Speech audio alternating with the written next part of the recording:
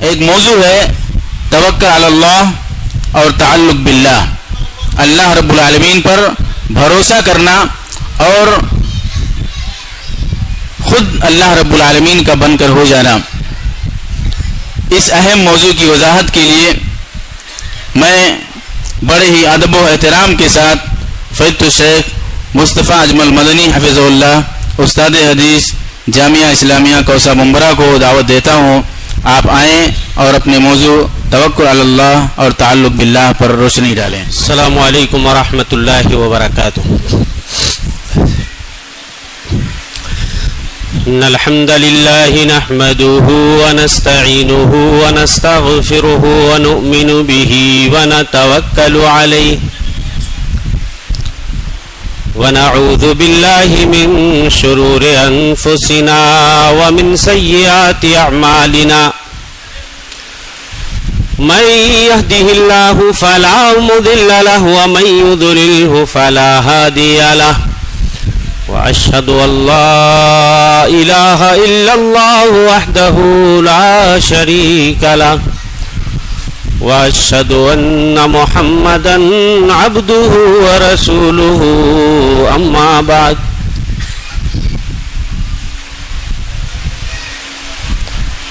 فإن خير الحديث كتاب الله، وخير الهدي هدي محمد صلى الله تعالى عليه وسلم، وشر الأمور محدثاتها وكل محدثة بدعة وكل بدعة ضلالة وكل ضلالة في النار۔ يقول الله سبحانه وتعالى في كتابه الحكيم: وعلى الله فتوكلوا إن كنتم مؤمنين۔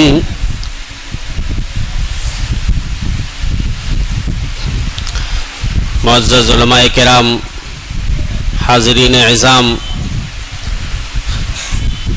خواتین ملت، عزیز بچوں، جیسا کہ آپ نے سنا، آج کے اجلاس میں میرا موضوع ہے توکل علی اللہ اور تعلق باللہ۔ قبل اس کے کہ میں اپنے موضوع کی وضاحت کروں، بعض بھائیوں کی یہ فرمائش ہے ایک نظم کے لیے میں دو چار مصرے نعت پاک کے، اپنی ایک نعت پاک کے چند مصرے آپ کی خدمت میں پیش کرتا ہوں، اس کے بعد اپنے موضوع کی طرف آتا ہوں۔ کیوں نہ اے نبی تم پر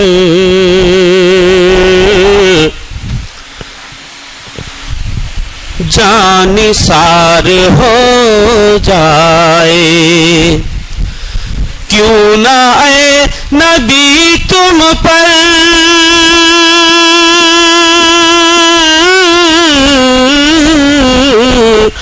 جان نثار ہو جائے، جان نثار ہو جائے، جو بھی ایک نظر دیکھے، جو بھی ایک نظر دیکھے، اس کو پیار ہو جائے، جو بھی ایک نظر دیکھے، اس کو پیار ہو جائے۔ کیسی تربیت ان کی، کیسا مدرسہ ان کا، کیسی تربیت ان کی،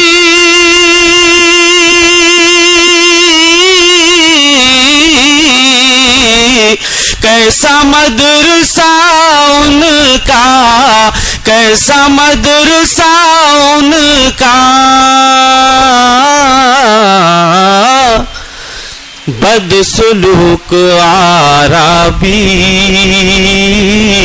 عربی کہتے ہیں دیہاتی کو، بدسلوک جو پھوڑ قسم کے، جو ذرا سخت گیر قسم کے دیہاتی ہوتے تھے، وہ بھی پیارے رسول صلی اللہ علیہ وسلم کی تربیت میں سنور جایا کرتے تھے. بدسلوک عربی پروقار ہو جائے، بدسلوک عربی پروقار ہو جائے.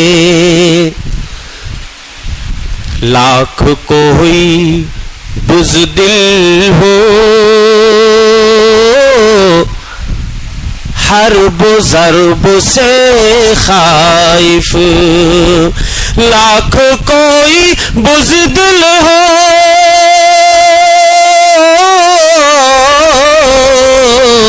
حرب و ضرب سے خائف، حرب و ضرب سے خائف، مصطفیٰ کی صحبت میں، مصطفیٰ کی صحبت میں شہسوار ہو جائے، مصطفیٰ کی صحبت میں شہسوار ہو جائے. کیوں نہ اے نبی تم پر جان نثار ہو جائے، جو بھی ایک نظر دیکھے اس کو پیار ہو جائے. جانے کیسی خوشبو تھی آپ کے پسینے میں، جانے کیسی خوشبو تھی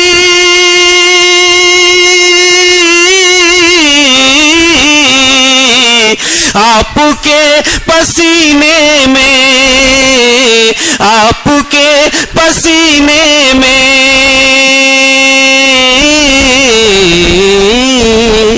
عطر میں ملا دے تو، عطر میں ملا دے تو مشک بار ہو جائے، عطر میں ملا دے تو مشک بار ہو جائے. اور مقطع کا شعر ہے، زندگی کے گلشن پر گرچہ ہو خزاں اجمل، زندگی کے گلشن پر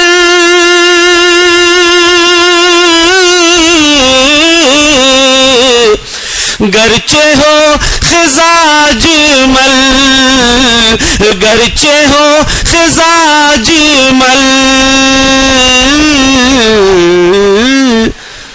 آپ مسکرا دے تو، آپ مسکرا دے تو لالا زار ہو جائے، آپ مسکرا دے تو لالا زار ہو جائے. حضرات، جیسا کہ آپ نے سنا، موضوع کے حوالے سے توکل علی اللہ، اللہ پہ بھروسہ کرنا، اور تعلق باللہ، اللہ کے ساتھ اپنے تعلق کو جوڑنا.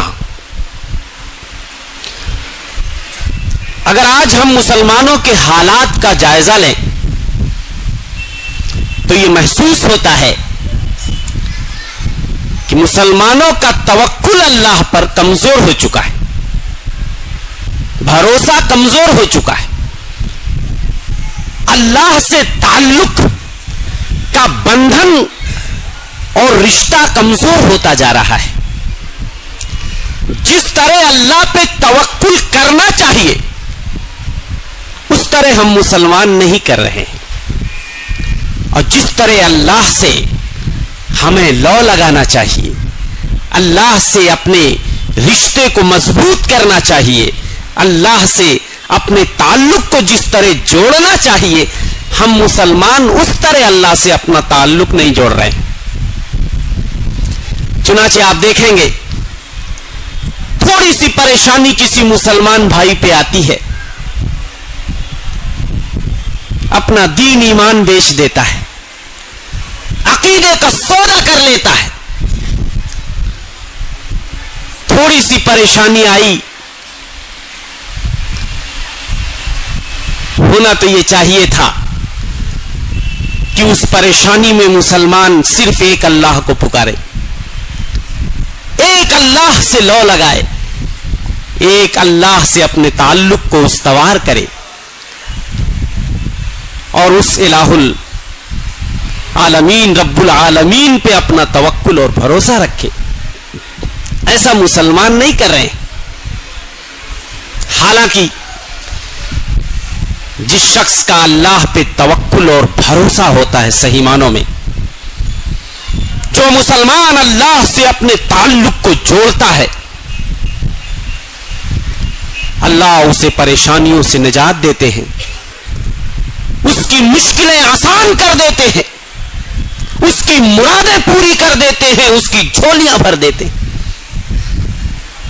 جو بندہ اللہ پہ صحیح معنوں میں توکل کرتا ہے, جل شانہ اس کا حامی اور ناصر ہوتا ہے. جو مسلمان صحیح معنوں میں اللہ پہ توکل کرتا ہے,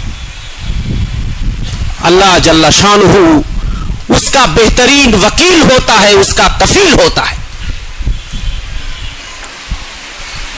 اور جو اللہ سے اپنا ناتا توڑ لیتا ہے, غیروں سے اپنا تعلق استوار کر لیتا ہے,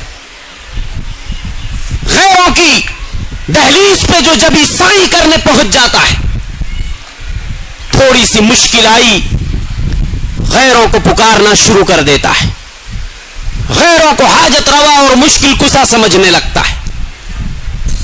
اللہ جل شانہ اپنا ہاتھ اس سے روک لیتے کہ جا بندے, جس کو تو نے حاجت روا اور مشکل کشا سمجھا ہے, جس سے تو نے اپنے تعلق کو جوڑا ہے, اور جس پر تو نے بھروسہ کیا ہے, جا اسی سے لے لے, میرے پاس تجھے دینے کے لیے کچھ نہیں ہے. اس کے برخلاف جو اللہ پہ بھروسہ کرتا, اللہ کیا کہتا ہے, وَمَن يَتَوَكَّلْ عَلَى اللَّهِ فَهُوَ حَسْبُهُ. جو اللہ پہ توکل اور بھروسہ کرتا ہے, اللہ اس کے لیے کافی ہو جاتا. اکیلے تنے تنہا اس کو کسی کی مدد کی ضرورت نہیں ہے, اکیلے اللہ اس کے لیے کافی ہو جاتا ہے, اس کی مشکلوں کو آسان کر دیتا ہے, اس کی پریشانیاں دور کر دیتا ہے, اس کی مرادیں پوری کر دیتا ہے, اس کی جھولیاں بھر دیتا ہے. اسی لیے اللہ نے قرآن مجید میں جگہ جگہ اپنے اوپر توکل کرنے پہ ابھارا ہے اپنے بندوں کو. قرآن کہتا ہے, اللہ جل شانہ ارشاد فرماتے ہیں, وَعَلَى اللَّهِ فَلْيَتَوَكَّلِ الْمُتَوَكِّلُونَ. اس ایک اللہ پہ بھروسہ کرنے والوں کو بھروسہ کرنا چاہیے. دوسری جگہ اللہ فرماتا ہے, وَعَلَى اللَّهِ فَتَوَكَّلُوا إِن كُنتُم مُؤْمِنِينَ. اگر تم مومن ہو صحیح معنوں میں تو اس ایک اللہ واحد پہ توکل کرو, بھروسہ کرو. جو لوگ غیر اللہ کو پکارتے ہیں مدد کے لیے, جو لوگ غیر اللہ پہ بھروسہ کرتے ہیں, یقین جانیے یہ لوگ اس کے کچھ کام نہیں آ سکتے, اس کی کوئی پریشانی دور نہیں کر سکتے. اگر اللہ اس کو خیر پہنچانا چاہتا ہے, تمام معبودان باطلہ مل کر اگر چاہیں اس خیر کو پھیر دیں, اس بندے سے نہیں پھیر سکتے. اللہ اگر کوئی تکلیف پہنچانا چاہتا ہے، تمام ارباب من دون اللہ جنہیں لوگ اللہ کے علاوہ پکارتے ہیں، جن سے لوگ اپنا تعلق جوڑتے ہیں، اس پریشانی کو اگر دور کرنا چاہیں سب مل کر تو دور نہیں کر سکتے۔ فرمایا اللہ رب ذوالجلال نے قُلْ أَفَرَأَيْتُمْ مَا تَدْعُونَ مِن دُونِ اللَّهِ، اے نبی آپ کہہ دیجئے تمہارا کیا خیال ہے ان لوگوں کے بارے میں جنہیں تم اللہ کے علاوہ پکارتے ہو؟ ان ارادنی اللہ بدر هل هن کاشفات ضرہ، اگر اللہ مجھے کوئی تکلیف پہنچانا چاہتا ہے، کسی پریشانی سے دوچار کرنا چاہتا ہے، یہ غیر اللہ، یہ معبودان باطلہ جنہیں تم اللہ کے علاوہ پکارتے ہو، کیا وہ اس پریشانی کو دور کر سکتے ہیں؟ او ارادنی برحمہ، یا اللہ میرا اللہ مجھے اپنی رحمت سے نوازنا چاہتا ہے، میرے اوپر اپنا فضل کرنا چاہتا ہے، هل هن ممسکات رحمتی، کیا یہ سارے معبودان باطلہ مل کر کے اس رحمت کو روک سکتے ہیں؟ نہیں روک سکتے۔ قل حسبی اللہ، اے نبی آپ اعلان کر دیجئے، بتا دیجئے میرے لیے میرا پروردگار کافی ہے، علیہ یتوکل المتوکلون، اسی پہ بھروسہ کرنے والوں کو بھروسہ کرنا چاہیے، علیہ یتوکل المتوکلون، اسی ایک اللہ پہ بھروسہ کرنے والوں کو بھروسہ کرنا چاہیے۔ اتنا پھس پھسا عقیدہ مسلمانوں کا، اللہ اکبر۔ راستہ چلتے ہوئے اگر کہیں بلی نے راستہ کاٹ دیا تو ایک مسلمان اپنے سفر کو کینسل کر دیتا ہے، گھر واپس آ جاتا ہے، خوف زدہ ہو جاتا ہے۔ اتنا اللہ پہ توکل اور بھروسہ کمزور ہو جائے، اگر گھر کے مڑیر پہ الو بولنے لگے ایک مسلمان سہم جاتا ہے، ڈر جاتا ہے، شاید کوئی آفت آنے والی ہے، کوئی بلا میرا انتظار کر رہی ہے، گھر کے مڑیر پہ یہ الو کیوں بول رہا ہے؟ رات کی تاریکی میں اگر بلی کے رونے کی آواز آتی ہے تو ہماری مائیں اور بہنیں خاص طور سے ڈر جاتی ہیں، شاید کوئی مصیبت آنے والی ہے۔ اللہ اکبر۔ اتنا اللہ پہ توکل اور بھروسہ کمزور ہو جائے، میرے بھائی کسی بلی کے رونے سے کوئی مصیبت نہیں آتی، کسی الو کے بولنے سے مصیبت نہیں آتی ہے، اور بلی کے راستہ کاٹ دینے سے بھی کوئی مصیبت نہیں آتی۔ آج مسلمان نحوست اور بدشگونی کی دلدل میں ڈوبتا جا رہا ہے، یہ معلوم ہے اللہ پہ توکل اور بھروسے کی کمی ہے، کمزوری ہے، اسی لیے مسلمان نحوست اور بدشگونی کا سہارا لے رہا ہے۔ جس کا توکل اللہ پہ ہوگا، جس کا بھروسہ اللہ پہ ہوگا، بدشگونی پہ اس کا ایمان نہیں ہوگا، نحوست کا وہ سہارا بدشگونی کا سہارا نہیں لے گا۔ یہ بدشگونی کی دلدل میں وہ لوگ ڈوبتے ہیں جن کا اللہ پہ توکل اور بھروسہ نہیں ہوتا ہے، جن کا تعلق اللہ سے کمزور ہوتا ہے۔ اسی لیے فرمایا اللہ کے رسول صلی اللہ علیہ وسلم نے، الطیرۃ شرکن، الطیرۃ شرکن، بدشگونی شرک ہے، بدشگونی شرک ہے، وما منا الا ولکن اللہ یذہبہ بالتوکل، رواہ الامام ابو داؤد فی سننہ۔ اللہ کے رسول صلی اللہ علیہ وسلم نے جب بدشگونی کو شرک قرار دیا تو فرمایا ہم میں سے ہر شخص کے دل میں کبھی نہ کبھی کہیں نہ کہیں بدشگونی والی کوئی بات آ ہی جاتی ہے۔ بحیثیت بشر اس قدر لوگوں نے معاشرے کو خراب کیا ہے، ایسی ایسی افواہیں پھیلا رکھی ہیں کہ کبھی کبھی ہم بھی اس جھانسے میں آ جاتے ہیں، ہمارے دل میں بھی شیطان وسوسہ ڈالنے لگتا ہے، یار لوگ تو کہتے ہیں یہ پریشانی آ جائے گی اگر ایسا ہوا تو، شاید وہ آ نہ جائے۔ شیطان نے تھوڑی دیر کے لیے وسوسہ تو دلایا، اس وسوسے سے آپ کو کچھ نقصان نہیں ہوگا اگر آپ نے اس پہ عمل نہیں کیا۔ اللہ کے رسول صلی اللہ علیہ وسلم نسخہ بتا رہے وَلَكِنَّ اللَّهَ يُذْهِبُهُ بِالتَّوَكُّلِ. اس وسوسے کو، بدشگونی کے اس وسوسے کو اللہ سبحانہ و تعالی توکل کے ذریعہ ختم کر دیتے ہیں، مٹا دیتے ہیں. جب بندہ اس وسوسے کو اپنے سینے سے جھٹک دیتا ہے اور کہتا ہے نہیں کچھ نہیں ہوگا، میرا بھروسہ میرے اللہ پر ہے، میرا اللہ نہیں چاہے گا تو میرا کوئی بال بیکا نہیں کر سکتا ہے. جب یہ خیال بندے کے دل میں آتا ہے، جب بندہ اللہ پہ توکل بھروسہ مضبوط کر لیتا ہے اور اپنے دل کو تسلی دے لیتا ہے کچھ نہیں میرا کوئی بگاڑ سکتا ہے اگر میرا پروردگار نہ بگاڑنا چاہے، یہ خیال جب دل میں آتا ہے فوراً یہ وسوسہ ختم ہو جاتا ہے اور آپ کو کوئی گناہ نہیں ملتا ہے. گناہ کس کو ملتا ہے؟ جو ڈر گیا، جس کا عقیدہ اسی پہ مضبوط ہو گیا، جو اپنا سفر کینسل کر کے گھر واپس آ گیا. اسی لیے اللہ کے رسول صلی اللہ علیہ وسلم فرماتے من ردته الطیرۃ عن حاجته فقد اشرک. بدشگونی نے اگر کسی کو ضرورت اور حاجت پوری کرنے سے روک دیا، آپ سفر پہ نہیں گئے، آپ اپنے اس کام پہ نہیں گئے، بدشگونی نے آپ کے پیروں میں زنجیر ڈال دیا، رک گئے آپ، فقد اشرک. یہاں شرک ہے، یہاں شرک ہے. اگر صرف وسوسہ آیا اور آپ نے نکال دیا، یہ شرک نہیں ہے، اس پہ آپ کا مواخذہ نہیں ہوگا. لیکن آپ نے اگر وہ کام کرنا ہی چھوڑ دیا صرف اس ڈر سے کہ کوئی بلا آنے والی ہے، فقد اشرک، اس نے شرک کیا. صحابہ نے پوچھا اللہ کے رسول اگر ایسا خیال ہمارے دلوں میں آنے لگے، ایسے وسوسے ہمارے دلوں میں اگر آنے لگے، بدشگونی ہمیں ستانے لگے، ڈر ہمیں ستانے لگے، تو ہم کیا کریں؟ پیارے حبیب صلی اللہ علیہ وسلم نے دعا سکھائی، اللہ پہ توکل اور بھروسہ مضبوط کر لو. اللہم لا خیر الا خیرک ولا طیر الا طیرک ولا الہ غیرک. اے اللہ خیر اور بھلائی جو کچھ بھی ہے سب تیرے پاس ہے، سب تیرے ہاتھ میں ہے. اے اللہ جتنے پرندے ہیں سب تیرے ہیں، نحوست بدشگونی میرا کچھ نہیں بگاڑ سکتی.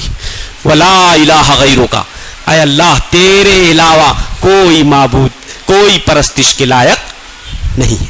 یہ دعا نبی کریم صلی اللہ علیہ وسلم نے سکھائی ہے توکل اور بھروسے کو مضبوط کرنے کے لیے، عقیدے اور ایمان کو مضبوط کرنے کے لیے.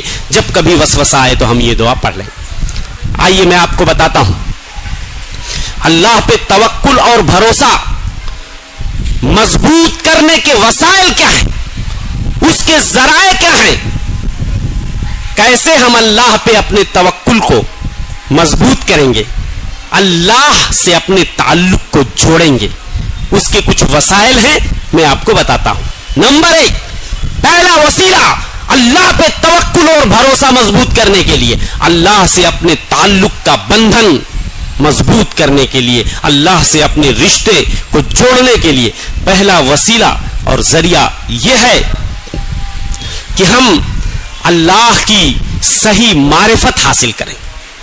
وہ اللہ جس پہ ہم ایمان لائے ہیں، اس اللہ کی عظمت کیا ہے، اس کی جلالت کیا ہے، اس کی کبریائی کیا ہے، کیسی ہے، اس کی بزرگی کیسی ہے، اس کی شکتی کیسی ہے، اس کا پاور کیسا ہے، وہ کتنا پاورفل ہے.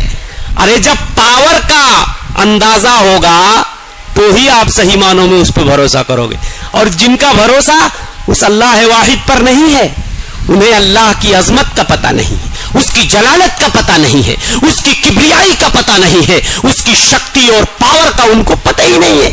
بس سرسری طور پہ لوگ جیسے سب ایمان لائے، ہم بھی ایمان لے آئے، مسلمان گھر میں پیدا ہو گئے، بس اس اللہ کی طاقت کا اور قوت کا اندازہ ہی نہیں ہے. تو بھروسہ کیسے؟ یہی وجہ ہے تھوڑی سی پریشانی آئی، اللہ کے در کو چھوڑ دیا، اللہ کی دہلیز کو چھوڑ دیا، غیروں کے در پہ چلے گئے جب عیسائی کرنے کے لیے، غیروں کے نام کی نیازیں ماننے لگے، غیروں کے نام کی قربانیاں کرنے لگے، غیروں کو مشکل کشا اور حاجت روا سمجھنے لگے۔ یہ اسی بات کا نتیجہ ہے کہ اللہ کی عظمت کو اس بندے کو پتہ نہیں، مسلمان صرف نام کا ہے۔ سچ کہا قرآن مجید نے، وما قدر اللہ حق قدرہ، وما قدر اللہ حق قدرہ، بندوں نے اللہ کی عظمت کو جانا نہیں، پہچانا نہیں۔ ارے تمہارا اللہ تو وہ ہے، والارض جمیعا قبضتہ یوم القیامہ، تمہارا اللہ تو وہ ہے پوری زمین کو، پوری دھرتی کو قیامت کے دن وہ اپنی ایک مٹھی میں لے لے گا۔ والسماوات مطویات بیمینہ، تمام آسمانوں کو اپنے دائنے ہاتھ میں لپیٹ لے گا۔ یہ ہے ہمارا رب۔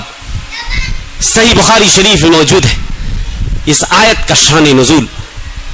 پیارے حبیب فرماتے ہیں، ایک یہودی عالم نبی کی خدمت میں آتا ہے اور کہتا ہے، یا محمد، انا نجد ان اللہ یجعل السماوات علی اصبع والارضین علی اصبع والشجر علی اصبع والماء والثرى علی اصبع وسائر الخلائق علی اصبع ثم يقول انا الملك، فضحك النبي صلى الله عليه وسلم حتى بدت نواجذه تصديقا لقول الحبر، ثم قرأ رسول الله صلى الله عليه وسلم وما قدر الله حق قدره والأرض جميعا قبضته يوم القيامة والسماوات مطويات بيمينه سبحانه وتعالى عما يشركون۔ فرمایا اللہ کے رسول نے یہودی نے آ کے بڑے سخت لہجے میں کہا ہے، محمد، انا نجدو، ہم اپنی کتاب میں لکھا ہوا پاتے ہیں کہ اللہ قیامت کے دن تمام آسمانوں کو ایک انگلی پہ لے لے گا، تمام زمینوں کو دوسری انگلی پہ لے لے گا، تمام جنگلات کو، درختوں کو تیسری انگلی پہ لے لے گا، اور تمام سمندروں کو، تمام زمینوں کو چوتھی انگلی پہ لے لے گا، اور تمام مخلوقات کو پانچویں انگلی پہ لے لے گا۔ اور ایک روایت میں ہے کہ پھر انہیں جھجھوڑے گا، حرکت دے گا اور کہے گا، انا الملک، آج بادشاہ میں ہوں، این ملوک الارض، زمین کے بادشاہ کہاں گئے، زمین کے چودھری کہاں گئے، جو میری دھرتی پہ، میری زمین پہ چودھراہٹ بگاڑتے تھے، جو اپنی خدائی کا دعویٰ کرتے تھے، آئیں وہ آج میرے سامنے۔ پیارے حبیب صلی اللہ علیہ وسلم نے یہودی کی جب یہ بات سنی اس عالم کی، تو آپ مسکرانے لگے، ہنسنے لگے، یہاں تک کہ کچلی کے دانت آپ کے نظر آنے لگے اس یہودی عالم کی تصدیق کرتے ہوئے۔ اور پھر آپ نے قرآن مجید کی اسی آیت کریمہ کی تلاوت کی، وما قدر اللہ حق قدری۔ سچ تو یہ ہے کہ لوگوں نے اپنے رب کی عظمت کو جانا نہیں، پہچانا نہیں۔ والارض جمیعا قبضتہ یوم القیامہ، قیامت کے دن اللہ پوری تمام زمینوں کو اپنی مٹھی میں لے لے گا اور تمام آسمانوں کو اپنے دائیں ہاتھ میں لپیٹ لے گا۔ سبحانہ و تعالی عما یشرکون، اللہ کی ذات پاک ہے اس چیز سے جو یہ لوگ شرک کرتے ہیں، غیروں کو اللہ کے ساتھ شریک بناتے ہیں، اس سے اللہ کی ذات پاک ہے۔ یہ پہلا وسیلہ، اگر ہم چاہتے ہیں کہ اللہ پہ ہمارا توکل اور بھروسہ مضبوط ہو تو ہمیں اس کی عظمت کو جاننا ہوگا، صحیح معرفت اس اللہ کی ہمیں حاصل کرنی ہوگی، اس کی شکتی اور پاور کا صحیح اندازہ ہمیں کرنا ہوگا۔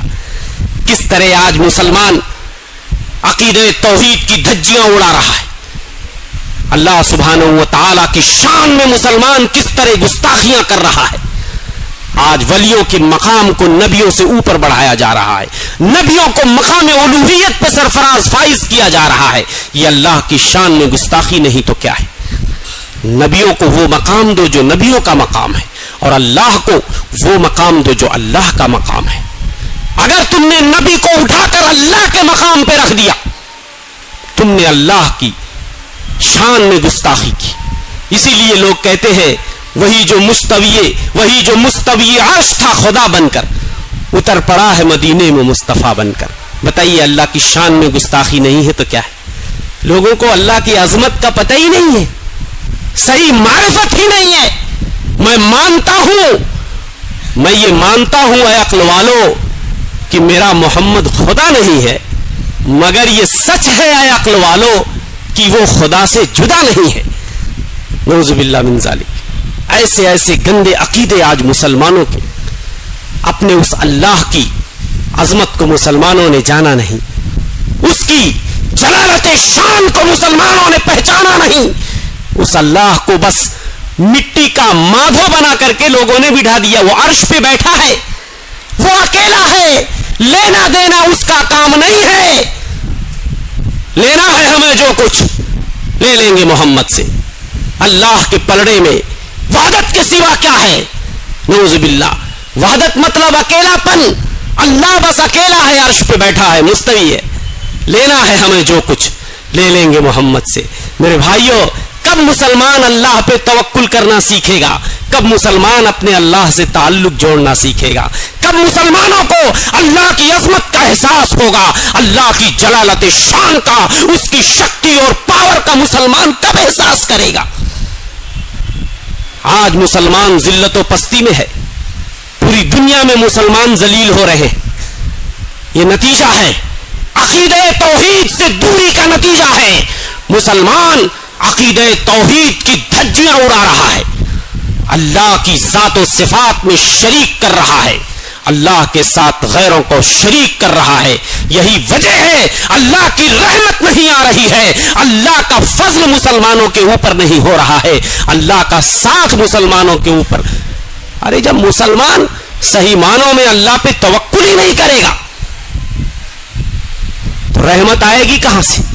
جب مسلمانوں نے خود ہی اپنا تعلق اللہ سے کاٹ لیا ہے، اللہ کی نصرت کہاں سے آئے گی؟ اللہ کی مدد کہاں سے آئے گی؟ میرے بھائیو بتاؤ۔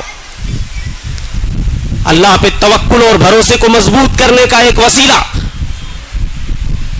اللہ کے جو پیارے پیارے نام ہیں، اس کی جو صفتیں ہیں، ان ناموں اور صفات پہ تو غور کر لو یار کبھی۔ بس خالی 99 نام لکھتے رہو گے یا کبھی اس پہ غور بھی کرو گے؟ 99 نام کاپیوں میں ملیں گے، کتابوں میں ملیں گے، قرآن مجید کے آخری یا اول صفحات پہ آپ کو مل جائیں گے، لیکن مسلمان ان ناموں پہ غور نہیں کرتا ہے، اس کے معانی پہ۔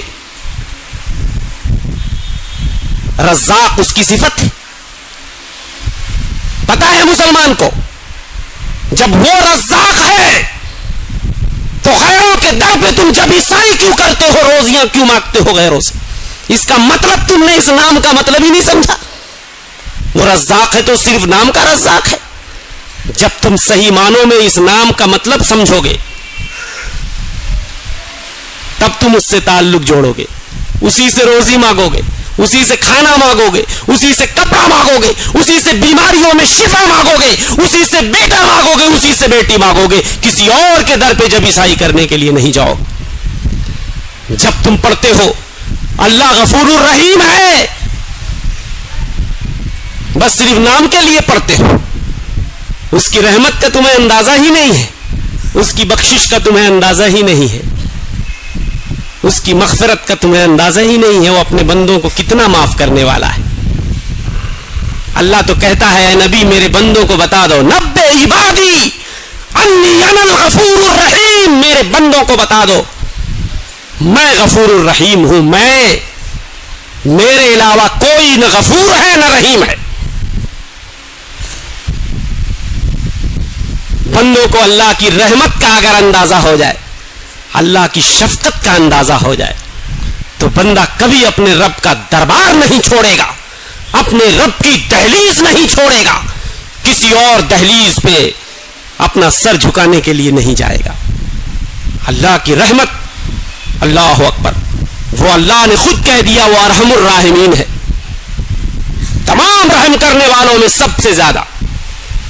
اس اللہ نے رحمت کو اپنے اوپر لکھ لیا ہے، کتب ربکم علی نفسہ الرحمہ، تمہارے رب نے اپنے اوپر رحمت کو لکھ لیا، اس نے کہہ دیا میری رحمت میرے غضب سے آگے ہے۔ فرمایا اللہ کے رسول صلی اللہ علیہ وسلم نے، ان اللہ کتب کتابا قبل ان یخلق الخلق، اللہ نے تمام مخلوق کو پیدا کرنے سے پہلے ایک کتاب لکھی, اس میں لکھا ان رحمتی سبقت غضبی, میری رحمت میرے غضب سے آگے ہے. فہو مکتوب عنده فوق العرش, وہ کتاب میرے پاس عرش پہ لکھ کر رکھی ہوئی ہے, کوئی وہاں تک کسی کی رسائی نہیں ہو سکتی ہے اس کتاب تک. لوح محفوظ یہاں لوگ دیکھ لیتے, وہ لوح محفوظ جس کو اللہ نے عرش پہ اپنے پاس رکھا ہے, نہ جانے لوگ وہاں تک کیسے پہنچ جاتے ہیں. اور صرف دیکھتے ہی نہیں ہیں, دیکھ کر اس میں کریکشن بھی کر دیتے ہیں, مٹا بھی دیتے, وائٹنر لگا دیتے, سفیدہ لگا دیتے. کسی کی قسمت میں اگر بیٹی لکھی ہے, اللہ نے لکھ دیا کتاب میں, اس کو مٹا کر کے وہ بیٹا لکھ دیتے. یہ اللہ سے بغاوت نہیں ہے تو کیا ہے؟ تم نے اللہ کی عظمت کو جانا نہیں, اپنے رب کے پاور کو پہچانا نہیں, ورنہ تم اللہ کی شان میں ایسی گستاخیاں نہ کرتے. اللہ کے اسماء و صفات پہ تم نے غور نہیں کیا ہے. وہ غفور الرحیم ہے تو وہ قہار بھی ہے, جبار بھی ہے. تمہیں نہیں چھوڑے گا ایسی گستاخیوں پر, ضرور سزا دے گا جو اللہ کی شان میں اس طرح کی گستاخیاں کر رہے ہیں. اللہ کی غیرت کبھی اس کو گوارا نہیں کر سکتی. اس کی رحمت کا تو ہم صحیح معنوں میں تصور اور ادراک نہیں کر سکتے, لیکن اس کا غضب بھی تو کوئی چیز ہے, اس کا غصہ بھی تو کوئی چیز ہے. میں رحمت کے حوالے سے ایک دو باتیں اور ایک دو حدیث اور پڑھ دیتا ہوں. جن کو اللہ کی رحمت کی کشادگی کا علم نہیں, اللہ نے رحمت کو 100 حصوں میں بانٹ دیا. فرمایا کائنات کے امام مدنی سردار صلی اللہ علیہ وسلم نے جعل اللہ الرحمت فی 100 جزء, اللہ نے رحمت کو 100 حصوں میں بانٹ دیا. فامسک عنده 99 جزءا, اپنے پاس اللہ نے 99 حصے رکھ لیے. وانزل منها جزءا واحدا فی الارض, زمین میں صرف ایک حصے کو جو ہے اتارا. فمن ذلك الجزء يتراحم الخلق, اسی ایک حصے, ایک رحمت کے حصے کے نتیجے میں ایک مخلوق دوسرے پہ رحم کرتی ہے. چرند و پرند ایک دوسرے پہ رحم کرتے ہیں. حتی ترفع الفرس عن ولدها خشیت ان تصیبہ, حتی ترفع الفرس حافرها عن ولدها خشیت ان تصیبہ. ایک گھوڑی اپنے بچے سے اپنے پیر اور کھر کو اٹھا لیتی ہے, کہیں اس کا بچہ اس کے کھر کے نیچے آ کر دب نہ جائے. یہ رحمت اور شفقت اس ایک حصے کے نتیجے میں ہوتی. حضرت عمر بن خطاب کی حدیث, ایک بار نبی کریم صلی اللہ علیہ وسلم کی خدمت میں کچھ قیدی لائے گئے. قیدیوں میں ایک عورت تھی جس کا بچہ گم ہو گیا. وہ اپنے بچے کو ڈھونڈتی تھی, جس کسی بچے کو پاتی اپنے سینے سے لگا لیتی اور اس کو اپنا دودھ پلانے لگتی. پیارے حبیب نے فرمایا جب یہ منظر دیکھا, اترون هذه المرأة طارحة ولدها في النار, صحابہ بتاؤ یہ عورت جسے اپنے بچے کی تلاش ہے, اس قدر مشتاق ہے اپنے بچے کے لیے, کوئی بھی بچہ پاتی ہے اسے سینے سے چمٹا لیتی, یہ اپنے بچے کو کبھی آگ کے حوالے کر سکتی ہے؟ صحابہ نے کہا نہیں, ہرگز نہیں اللہ کے رسول. آپ نے فرمایا سنو, للہ ارحم بعبادہ من ہذہ بولدہا, تمہارا رب اپنے بندوں پر اس سے کئی زیادہ شفیق اور مہربان ہے جتنی مہربان یہ عورت اپنے بچے پہ ہے. افسوس مسلمان نے اللہ کی رحمت کا مسلمانوں کو اندازہ ہی نہیں ہے, اس کی بخشش اور مغفرت کا اندازہ ہی نہیں ہے, اسی لیے بیچارے دوسروں سے کنیکشن جوڑ رہے ہیں, دوسروں سے اپنا تعلق جوڑ رہے ہیں, دوسروں پہ بھروسہ کر رہے ہیں. اللہ پر توکل اور بھروسے کو اگر کوئی چیز مضبوط کر سکتی ہے, اللہ سے اگر کوئی چیز بندے کو قریب کر سکتی ہے, اللہ سے اس کے تعلق کو زیادہ جوڑ سکتی ہے, انہی میں سے ایک چیز ہے نمازوں کی پابندی. آپ کہو گے نماز کا اللہ کے ساتھ تعلق جوڑنا کیسے؟ نہیں معلوم آپ کو؟ یہ وہ عظیم عبادت ہے جو اللہ اور بندے کے درمیان واسطہ ہے. یہ نماز اتنی عظیم عبادت ہے جو بندے کے تعلق کو اللہ سے جوڑتی ہے، عبد اور معبود کے تعلق کو مضبوط کر دیتی ہے. جو بندہ نماز نہیں پڑھتا، جو مسلمان نماز نہیں پڑھتا، اس نے گویا اپنا تعلق اللہ سے کاٹ دیا ہے. اس کی رسی تو پہلے سے کٹی ہوئی ہے. اس کی مثال کٹی ہوئی پتنگ کی طرح ہے. اس کی مثال اس کشتی کی طرح ہے جو بھنور میں پھنس چکی ہے، ہچکولے کھا رہی ہے، اب ڈوبی کی تب ڈوبی. سمندر کی موجیں اسے کس ساحل پہ لے کے جائیں گی کچھ پتا نہیں ہے. اس کی پتنگ کہاں جا کر رکے گی؟ جو نماز نہیں پڑھتا وہ کٹی ہوئی پتنگ کی طرح ہے. ہوائیں اسے اڑا کے کہاں لے جائیں گی؟ کس وادی میں، کس سمندر میں، کس کھاڑی میں، کس جنگل میں اسے پھینک دیں گی کچھ پتا نہیں ہے. جو نماز نہیں پڑھتا اس کا تعلق تو پہلے سے کٹا ہوا ہے. اسی لیے میرے بھائیوں، نماز یہ ایک صلہ ہے، ایک تعلق ہے، ایک اتصال ہے اللہ کا بندے کے ساتھ، بندے کا اللہ کے ساتھ. فرمایا اللہ کے رسول صلی اللہ علیہ وسلم نے، ان احدکم اذا قام فی الصلاۃ فانه یناجی ربہ. تم میں سے جب بندہ ایک نماز کے لیے کھڑا ہوتا ہے اپنے رب سے سرگوشی کرتا ہے. کس سے؟ اسی پاورفل ذات سے جس کا میں نے ابھی تذکرہ کیا، جس کی عظمت اور جلالت کا. کسی معمولی آدمی سے سرگوشی نہیں ہوتی نماز میں. کسی معمولی آدمی کے سامنے سر نہیں جھکتا نماز میں. یہ پیشانی جب جھکتی ہے زمین پر، جس قدر بندہ اپنے آپ کو ذلیل کر دیتا ہے پیشانی رکھ کے، اس قدر اللہ کی نگاہ میں اس کا مرتبہ بڑھ جاتا ہے. جیسے جیسے بندہ جتنی زیادہ پیشانی اللہ کی بارگاہ میں رگڑتا جاتا ہے، اس کا مقام اللہ کی شان اللہ کی نگاہ میں بڑھتا جاتا ہے. دنیا میں لوگوں بتاؤ، کسی بڑے آدمی سے اگر ایک بار تم کو بات کرنے کا موقع مل جائے، پرائم منسٹر اور وزیر اعظم سے تمہیں مصافحہ کا اگر ایک بار چانس مل جائے، تم زندگی بھر اس خوشگوار لمحے کو کبھی نہیں بھولو گے.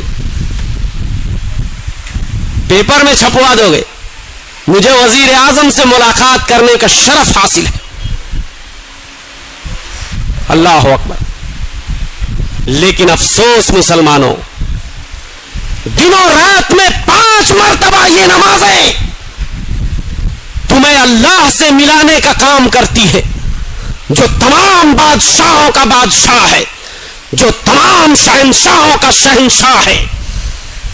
5 مرتبہ اس اللہ سے یہ نماز تمہیں ملاتی ہے. اور ملاتی ہی نہیں ہے، اتنی دیر تک تمہیں اس اللہ سے سرگوشی کا موقع فراہم کرتی ہے. پھر بھی تم اس اللہ سے اپنے تعلق کو نہیں جوڑ پاتے. قبلے کی دیوار میں پیارے حبیب نے دیکھا کسی نے تھوک دیا تھا. تھوک کو دیکھ کے آپ ناراض ہو گئے اور آپ نے کہا قبلے کی طرف مت تھوکو. جب تم نماز میں ہوتے ہو تمہارے سامنے تمہارا اللہ ہوتا ہے. اتنا قریب جو اللہ ہو، اس اللہ کو چھوڑ کے مسلمانوں کہاں بھٹک رہے ہو؟ اسی لیے اللہ پر توکل اور بھروسے کو مضبوط کرنے والی چیزوں میں سے ایک چیز اور میں بتاؤں. 2-3 چیزیں میں نے آپ کو بتائی. ایک وسیلہ اور سن لو. اس بات کا احساس کرنا پڑے گا مسلمانوں کو. اگر تم چاہتے ہو کہ اللہ سے تمہارا تعلق جڑ جائے، اس بات کا تمہیں شدت سے احساس کرنا ہوگا کہ ہمارا اللہ ہم سے بہت قریب ہے.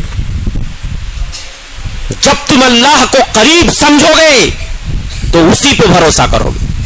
جب تم اللہ کو قریب مانو گے اسی سے اپنا تعلق جوڑو گے.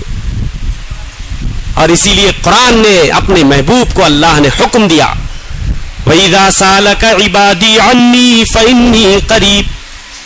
اے نبی جب میرے بارے میں میرے بندے آپ سے سوال کریں کہ میں کہاں ہوں, قریب ہوں کہ دور ہوں, فَإِنِّي قَرِيبٌ, اے نبی بتا دیجئے میں اپنے بندوں سے بہت قریب ہوں. اجیب دعوت الداعی اذا دعان, جب کوئی پکارنے والا مجھے پکارتا ہے میں اس کی پکار کو فوراً سن لیتا ہوں. فَلْيَسْتَجِيبُوا لِي وَلْيُؤْمِنُوا بِي لَعَلَّهُمْ يَرْشُدُونَ. مسلمانوں کو میرے بندوں کو میری آواز پہ لبیک کہنا چاہیے, مجھے پہ ایمان لانا چاہیے, شاید کہ یہ لوگ ہدایت پا جائیں. اَمَّن يُجِيبُ الْمُضْطَرَّ اِذَا دَعَاهُ, کون ہے جو پریشان حال کی پریشانی کو سنتا ہے اور فوراً دور کر دیتا ہے. وَيَكْشِفُ السُّوءَ, اس پریشانی کو دور کر دیتا ہے کوئی اللہ کے علاوہ جو بندے کی پریشانی کو سن کر کے فوراً اس پریشانی کو دور کر دے؟ صرف اللہ کی ذات ہے. جو بندہ اللہ پہ توکل کرتا ہے, اللہ پہ بھروسہ کرتا ہے, اللہ اس کی پریشانی کو دور کر دیتے ہیں. امام ابن کثیر نے لکھا ہے اپنی تفسیر میں, اس آیت کریمہ کی تفسیر میں بہت پیارا واقعہ میں آپ کو سنا رہا ہوں, تاریخ ابن عساکر کے حوالے سے امام ابن کثیر نے لکھا ہے. ایک آدمی تھا کھچر والا, کھچر پہ بٹھا کر کے مسافروں کو دمشق شہر سے زبدانی شہر لے کے جاتا تھا اور کرایہ وصول کرتا تھا. ایک بار ایک مسافر آیا, اس نے کہا مجھے فلاں شہر چلنا ہے. کھچر والے نے کہا ٹھیک ہے بیٹھیے, میرا کھچر حاضر ہے. وہ مسافر کو بٹھا کے لے کے چلتا ہے. جب کھچر والا تھوڑی دور پہنچنے کے بعد وہ اجنبی وہ مسافر کہتا ہے تم اس راستے سے مت چلو, میں تمہیں دوسرا راستہ شارٹ کٹ راستے سے لے کے چلتا ہوں, ہم جلدی زبدانی شہر پہنچ جائیں گے. کھچر والے نے کہا مجھے تو اس راستے کا علم نہیں ہے, اگر آپ کو پتا ہے تو ٹھیک ہے. وہ اجنبی اس کھچر والے کو دوسرے راستے پہ, ایک انجان راستے پہ لے کے چلتا ہے. تھوڑی دور جانے کے بعد ایک وادی آتی ہے, بالکل سنسان خوفناک وادی, جہاں پہ بہت سارے انسانوں کے سر اور ہڈیاں پڑی ہوئی ہیں. کھچر والا سمجھ جاتا ہے یہ اس کا کام ہی یہی ہے, یہ لوگوں کو بہلا پھسلا کے یہاں لاتا ہے اور مار دیتا, قتل کر دیتا, اب میرا بھی یہی انجام ہوگا. وہ اجنبی کہتا ہے چلو اترو کھچر سے. مسافر کھچر والا کہتا ہے بھائی یہ میرا کھچر لے لو, جو سامان ہے وہ لے لو, لیکن میری جان کم سے کم بخش دو. وہ اجنبی کہتا ہے نہیں, مجھے نہ کھچر کی ضرورت ہے نہ سامان کی, یہ میرا مشغلہ ہے. اتنی ساری ہڈیاں اور سر دیکھ کے تم سمجھ گئے ہوگے, مجھے تمہارا سر قلم کرنا ہے. وہ کھچر والا کہتا ہے ٹھیک ہے, جب مارنا ہی ہے مجھے 2 رکعت نماز پڑھ لینے دو, مجھے اللہ سے اپنا تعلق تو کم سے کم جوڑ لینے دو. مرتے مرتے کھڑا ہوتا ہے, نیت باندھتا ہے, خوف کے مارے قرآن مجید کی کوئی آیت اس کی زبان پہ جاری نہیں ہوتی ہے, سب کچھ بھول جاتا ہے. سامنے ننگی تلوار لے کے وہ کھڑا ہوا ہے. بہت زور دینے کے بعد دماغ پہ قرآن مجید کی آیت کریمہ اس کی زبان پہ طاری ہوتی ہے. اَمَّن يُجِيبُ الْمُضْطَرَّ اِذَا دَعَاهُ وَيَكْشِفُ السُّوءَ, کون ہے جو پریشان حال کی پریشانی کو سنتا ہے اور اس کی پریشانی کو دور کر دیتا ہے. ابھی یہ آیت کریمہ زبان پہ جاری ہوئی تھی کہ اس مسافر کا سر زمین پہ تڑپنے لگتا ہے. پہاڑ کی ڈھلان سے ایک آدمی خنجر لے کے اترتا ہے اور اس کا سر فوراً قلم کر دیتا. آپ ذرا ٹائمنگ کا اندازہ لگاؤ, اس چھوٹی سی آیت کو پڑھنے میں کتنا سیکنڈ لگے گا.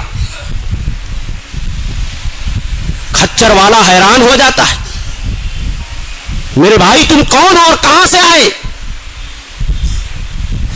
کہنے لگا میں فلاں آسمان کا فرشتہ ہوں، جیسے تمہاری زبان پہ یہ آیت جاری ہوئی امن یجیب المضطر اذا دعاہ، فوراً اللہ نے مجھے حکم دیا اور میں نے آ کر کے اس کا سر قلم کر دیا۔ اسی طریقے سے میرے بھائیوں، اللہ کو جو پکارتا ہے پریشان حال، اللہ فوراً اس کی پریشانی کو دور کر دیتا ہے کوئی اللہ کے علاوہ جو تمہاری پریشانیوں کو دور کر دے؟ کوئی نہیں۔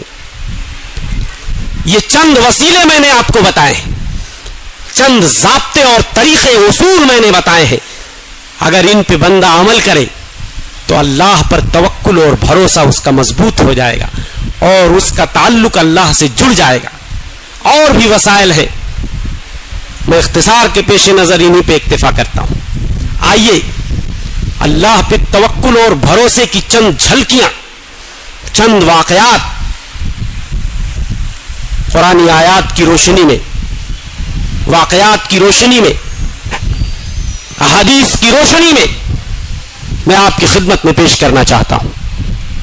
کیسے کیسے لوگ گزرے ہیں، ہمارے انبیاء جن کا شعار رہا ہے اللہ پہ توکل اور بھروسہ، اللہ کے خاص بندوں کا ہمیشہ یہ شعار رہا ہے، صرف اسی پہ توکل کرتے ہیں، بھروسہ کرتے ہیں، صرف اسی سے مدد مانگتے ہیں، صرف اسی کو پریشانیوں میں پکارتے ہیں، اور اللہ نے ان کی پریشانیوں کو کس طرح دور کیا ہے۔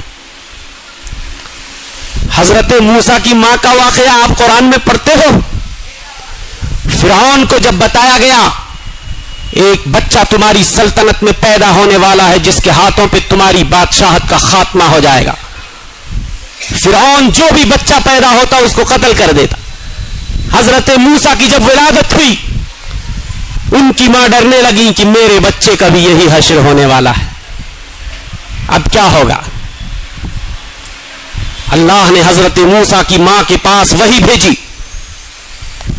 ڈرو نہیں، خوف زدہ ہونے کی ضرورت نہیں ہے، میں اس بچے کا کفیل ہوں، میں اس بچے کا نگہبان، اوپر عرش پہ جو مولا بیٹھا ہے اس بچے کی وہ حفاظت کرے گا۔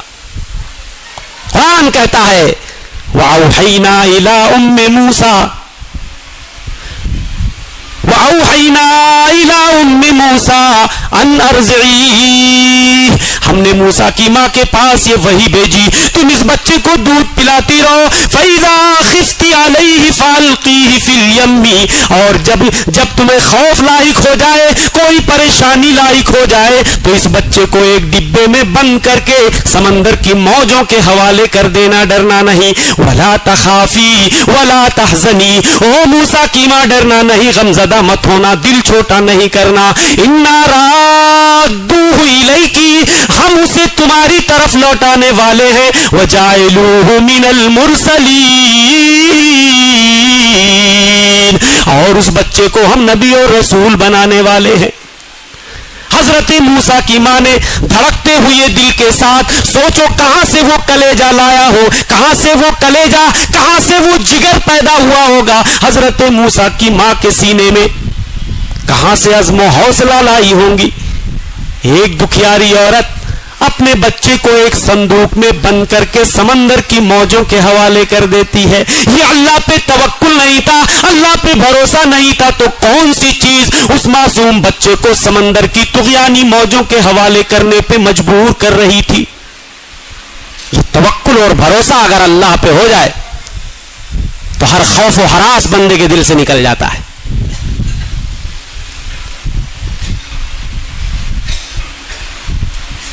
ہجرت کا واقعہ، جب پیارے رسول صلی اللہ علیہ وسلم اور حضرت ابو بکر غار میں چھپے تھے، قریش کے لوگ انعام کی لالچ میں غار کے دہانے تک پہنچ چکے تھے۔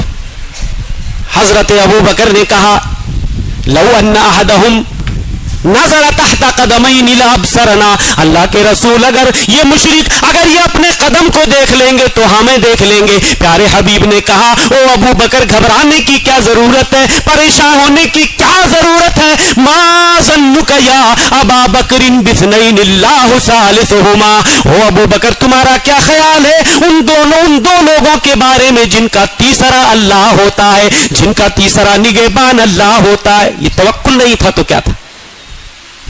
پیارے حبیب صلی اللہ علیہ وسلم اپنے صحابہ کی ایسی تربیت کرتے تھے. اللہ کو چھوڑ کر کسی غیر سے ڈرنے کی ضرورت نہیں ہے. اللہ کا ڈر چھوڑ کر کسی اور در پہ جبھی سائی کی ضرورت نہیں ہے. کسی اور کو حاجت روا اور مشکل کشا ماننے کی ضرورت نہیں ہے. اللہ اگر کسی کو نقصان پہنچانا چاہے, دنیا کے سارے لوگ مل جائیں تو اس نقصان کو پھیر نہیں سکتے ہیں. اللہ کا فضل اگر کسی پہ ہونا چاہے, اللہ کسی پہ کرم کرنے پہ آ جائے تو اس کرم کو کوئی بھی پھیر نہیں سکتا ہے. اس طرح پیارے رسول اپنے صحابہ کی تربیت کرتے. کئی مثالیں ہیں میرے سامنے لیکن وقت ختم ہو رہا ہے.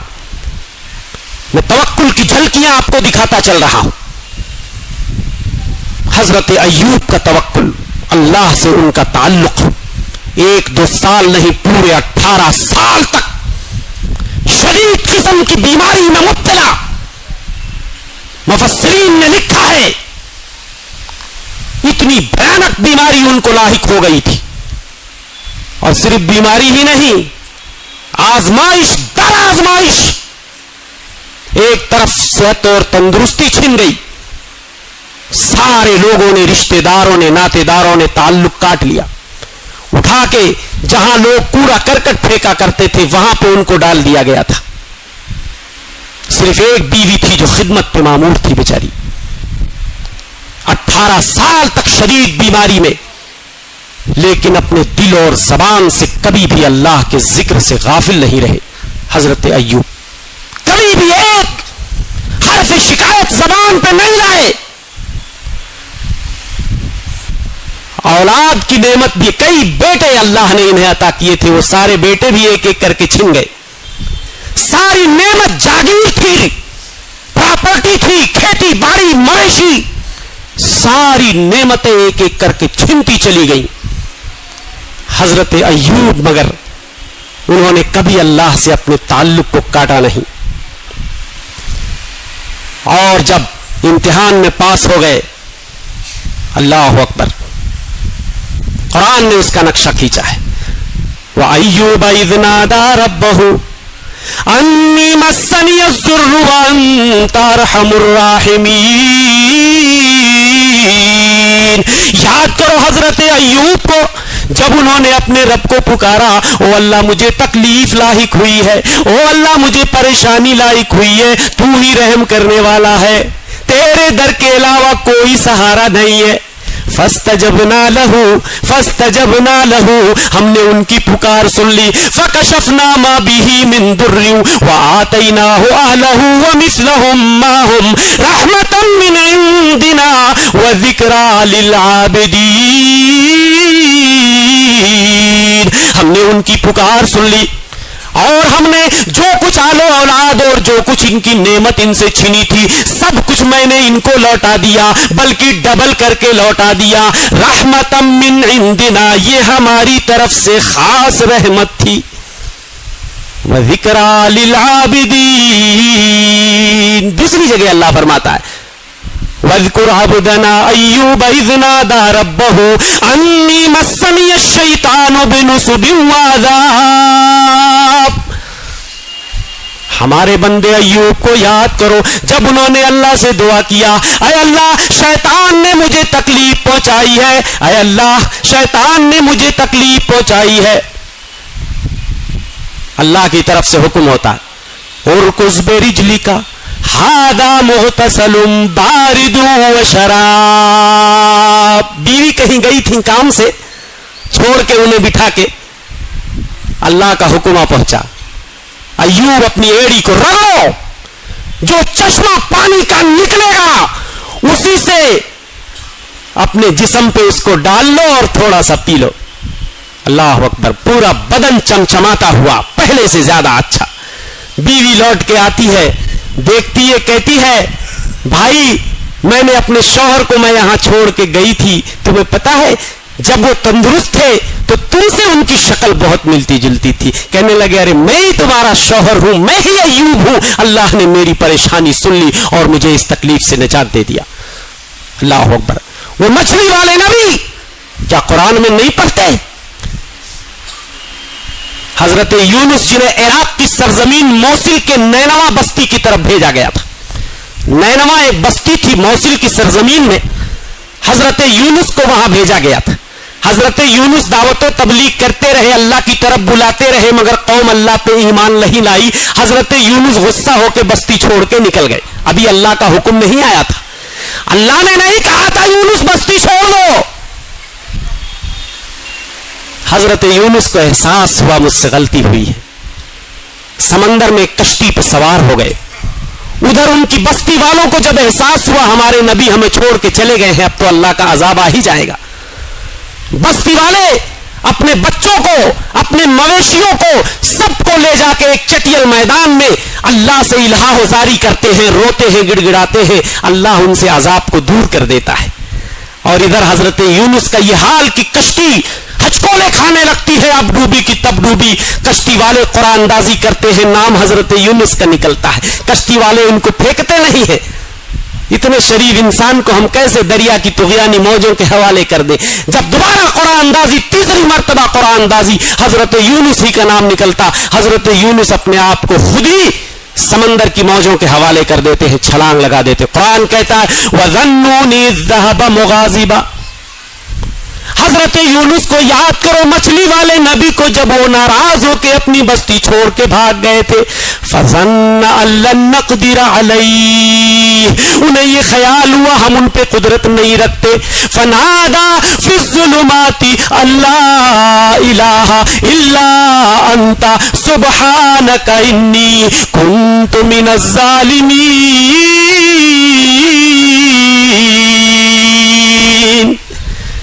مچھلی کو اللہ حکم دیتا ہے, مچھلی بڑی سی مچھلی آ کے ان کو نگل لیتی ہے. تین تاریکیاں, حضرت عبداللہ ابن مسعود فرماتے 3 تاریکیوں میں چلے گئے. ظلمت البحر, سمندر کی تاریکی, ظلمت بطن الحوت, مچھلی کے پیٹ کی تاریکی, ظلمت اللیل, رات کی تاریکی. 3 تاریکیوں میں پہنچنے کے باوجود بھی حضرت یونس اپنے اللہ سے اپنے تعلق کو کاٹ نہیں رہے ہیں. حضرت یونس اسی اللہ کو پکار رہے ہیں. حضرت یونس پکار رہے ہیں اپنے اللہ کو, لا الہ الا انت سبحانک انی کنت من الظالمین. خزانہ ہے, خزانہ اس دعا کے اندر, کمال توحید, کمال الوہیت. ایک بندے کو اللہ کی توحید کا کس طرح احساس ہونا چاہیے, اللہ کی الوہیت پہ بندے کا ایمان کس طرح ہونا چاہیے, سیکھ لو اس دعا سے. لا الہ الا انت, اے اللہ تیرے علاوہ کوئی معبود برحق نہیں ہے. توحید کی ساری قسمیں اس میں رکھی ہوئی ہیں. سبحانک, اے اللہ تیری ذات ہر نقص سے, ہر عیب سے پاک ہے. اور تیسرا سب سے بڑا فائدہ, انی کنت من الظالمین, اپنے گناہ کا احساس, اپنی غلطی کا اعتراف. اے اللہ میں شرمندہ ہوں, نادم ہوں, میں نے یہ غلطی کی ہے. بندہ جب اس طرح اللہ کی بارگاہ میں آتا ہے, اس کی وحدانیت کا, اس کی الوہیت کا اقرار کرتا ہے, اس کو تمام عیوب و نقائص سے پاک کر دیتا ہے, اس کے بعد اپنی غلطی کا احساس ہوتا ہے, تو اللہ کہتا ہے فاستجبنا لہ, ہم نے یونس کی پکار کو سن لیا. اور یونس کی پکار کو سنا, ہماری نہیں سنے گا, ہماری نہیں سنے گا. اگر ہم اللہ پہ صحیح معنوں میں توکل کریں, اللہ پہ, اللہ سے اپنے تعلق کو جوڑ لیں, تو کیا اللہ ہماری نہیں سنے گا؟ فاستجبنا لہ ونجیناہ من الغم, ہم نے ان کو پریشانی سے نجات دے دی. وکذالک ننجی المؤمنین, یہ صرف رسولوں کے لیے نہیں ہے, تمام مومنوں کے لیے اللہ اعلان کرتا ہے, ایسے ہی میرے مومن بندے اگر مجھ پہ توکل کرتے رہیں گے, مجھ پہ بھروسہ کرتے رہیں گے, مجھ سے اپنا تعلق جوڑتے رہیں گے, ایسے ہی میری الوہیت کا اقرار کرتے رہیں گے, میری توحید کا ڈنکا بجاتے رہیں گے, میری توحید کا فریرا لہراتے رہیں گے, اپنی کوتاہیوں کا اگر اعتراف کرتے رہیں گے, مجھے تمام عیوب و نقائص سے پاک کرتے رہیں گے, میں اعلان کرتا ہوں, میں ارحم الراحمین یہ اعلان کرتا ہوں, کذالک ننجی المؤمنین, تمام مومنوں کو میں نجات دینے والا بیٹھا ہوں. مگر مسلمانوں کا عقیدہ میں نے پہلے بتایا اتنا پھسپھسا, اتنا کمزور سا ہو گیا ہے.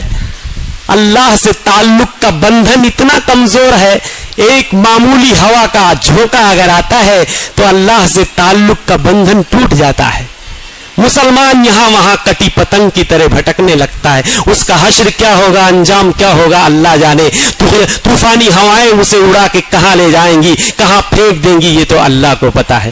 میرے بھائی، اس لیے ضرورت اس بات کی ہے کہ مسلمانوں ہم اللہ پہ توکل کریں، اللہ پہ بھروسہ کریں. اللہ پہ توکل اور بھروسہ کو مضبوط کرنے کے لیے میں آپ کو نسخہ کیمیا بتاتا ہوں. آج سے اس دعا کو پڑھنا اپنا معمول بنا لو.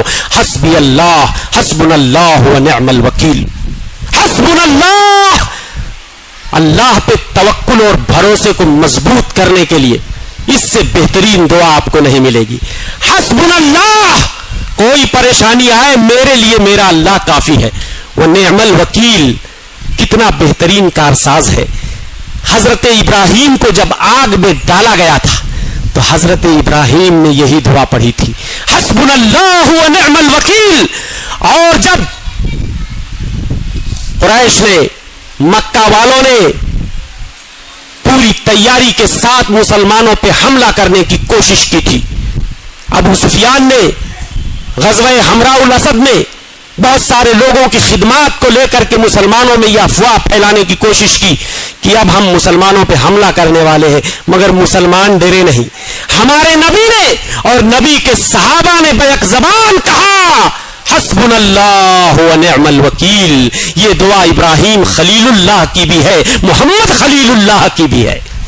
ہمارے لیے ہمارا اللہ کافی ہے، وہی بہترین کارساز ہے. غزوہ یرموک کے موقع پر مسلمان رومیوں سے لڑنے کے لیے گئے تھے. ان کے کمانڈر حضرت ابو عبیدہ نے خط لکھا مدینے میں حضرت عمر بن خطاب کو، ہماری تعداد بہت تھوڑی ہے، دشمن کی تعداد بہت زیادہ ہے، آپ امیر المومنین کچھ لوگوں کو ہماری مدد کے لیے بھیجیے. مدینے میں جیسے بھوچال آ گیا ہو، بھوچال آ گیا ہو، لوگ رونے چلانے لگے، کیا حشر ہوگا مسلمانوں کا، اتنی تعداد میں رومی ہے، مسلمانوں کی تعداد اتنی قلیل ہے. لوگ سفارش کے لیے آ رہے ہیں، امیر المومنین آپ لوگوں کو بھیجیے مسلمانوں کے مدد کے لیے. حضرت عمر کا توکل دیکھیے، اللہ پر بھروسہ دیکھیے. کہنے لگے مدینہ کے حالات ابھی سازگار نہیں ہے، میں نہیں بھیج سکتا کسی اضافی دستے کو. میں خط لکھا ابو عبیدہ کو کہ اذا بلغ کتابی ھذا، جب تمہیں میرا خط پہنچ جائے فاستعن باللہ، اللہ سے مدد مانگو اور دشمن سے لڑنے کے لیے کمر بستہ ہو جاؤ. اس کو کہتے ہیں توکل. حضرت اسماعیل اور ان کی ماں ہاجرہ کا توکل کیا آپ نہیں جانتے ہو؟ جب حضرت ابراہیم اس سنگلاخ وادی کے اندر بے آب و گیاہ میدان میں اپنے چھوٹے سے معصوم بچے کو اور بیوی کو چھوڑ کر کے جاتے ہیں، ایک تھیلی میں کھجور ہے، تھوڑا سا پانی ہے، بتائیے اس بے آب و گیاہ میدان میں چھوڑ کے جانے لگتے ہیں. بیوی پوچھتی ہے کس کے سہارے، کس کے سہارے تم چھوڑ کے جا رہے ہو؟ کوئی جواب نہیں دے رہے. بیوی بار بار پوچھتی ہے، آخر میں مجبور ہو کے کہتی ہے کیا اللہ ہو ہمارا کبھی ہادا، کیا اللہ نے تمہیں کہا ہے مجھے یہاں چھوڑنے کے لیے؟ کہنے لگے ہاں اللہ نے کہا ہے. کہا جاؤ.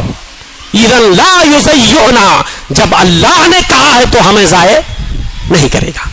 اسی طرح مسلمانوں، اگر اللہ پہ ہمارا توکل مضبوط ہو جائے، بھروسہ مضبوط ہو جائے، یقین جانو اللہ ہمیں ضائع نہیں کرے گا، ہمیں رسوا نہیں کرے گا، ہماری پریشانیوں میں ہماری مدد کرے گا. اس لیے ضرورت ہے میرے بھائیوں کہ ہم اپنے عقیدے کو مضبوط کریں، اللہ پر توکل کریں، اسی پر بھروسہ کریں، اسی سے مدد مانگیں، اسی کو پریشانیوں میں پکاریں، اسی کے سامنے ہاتھ اٹھائیں، اسی کے نام کی قربانیاں کریں، اسی کے نام کی نظر و نیاز مانیں. جب بھی پکاریں اسی کو پکاریں، جب بھی مدد مانگیں اسی سے مدد مانگیں، اسی پہ بھروسہ کریں. وہی بہترین کارساز ہے، وہی ہم مسلمانوں کا حامی ہے، وہی ناصر ہے، وہی کفیل ہے، وہی وکیل ہے، وہی ساری پریشانیوں کو دور کرنے والا ہے. اللہ سے دعا ہے کہ اللہ ہم تمام مسلمانوں کی پریشانیوں اور بلاؤں کو دور کر دے اور ہمیں صحیح معنوں میں اللہ پہ توکل اور بھروسہ کرنے والا بنا دے. آمین. وما توفیق الا باللہ، وصلی اللہ تعالی علی نبینا محمد. السلام علیکم ورحمۃ اللہ.